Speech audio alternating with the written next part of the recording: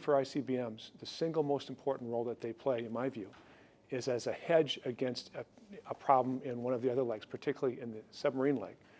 Without a substantial number of ICBMs in the United States, if we had some problem, a technical problem or a vulnerability because of any submarine warfare of a potential adversary with our submarines, we'd be left with an adversary having to undertake an attack involving only a handful of aim points in order to take out our deterrent.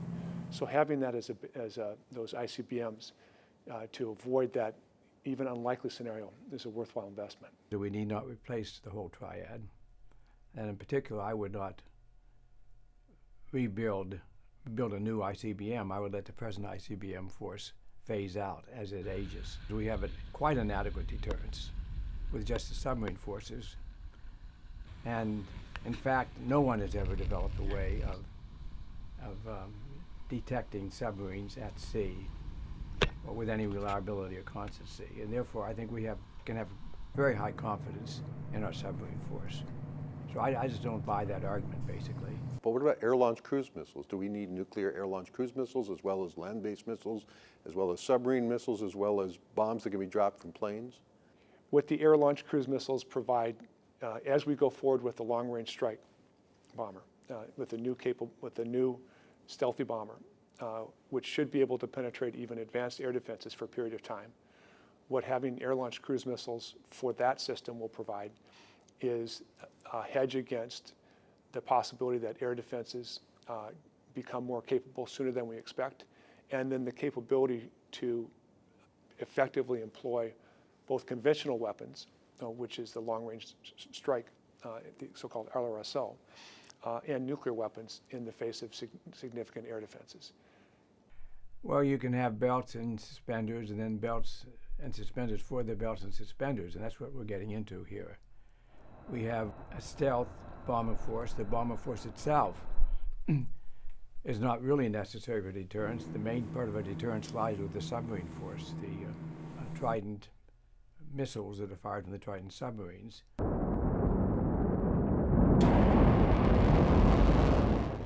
They are essentially invulnerable to attack. They do not require a launch on warning problem. They don't have a launch on warning problem with them.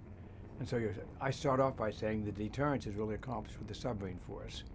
If we add a bomber force to that gives us extra insurance. But also, I think more importantly, it gives us a dual capable system, since the bombers, the B-2, for example, has been used many times for the dropping of conventional bombs. It's a very good vehicle for that purpose. Well, so what would a smart version of the Triad look like in the future? One that is affordable, still provides the options you have, but doesn't pay for a lot of overkill. What would that look like? Look a lot like the Triad that we have today, and continuing to reduce numbers over time. Continue to reduce the numbers within each leg.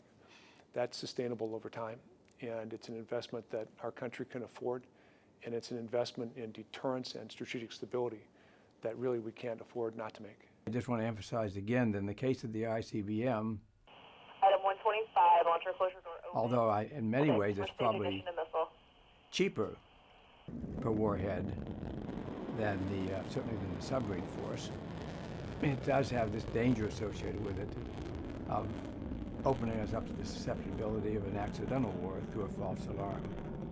And therefore that's reason enough, I think, to phase it out, recognizing that you have more than enough capability in warheads in the submarine force and the added assurance you have in the bomber force.